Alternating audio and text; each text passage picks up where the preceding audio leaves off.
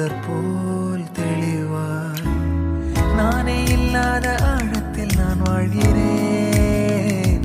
கண்ணாடியாய் பிறந்தே காண்கின்ற எல்லாமும் நான் ஆகிறேன். இரு காலின் இடையிலே உரசும் பூனையாய் வாழ்க்கை போதும் அடடா. எதிர்காணும் யாவுமே தீண்ட தூண்டும் அழகா.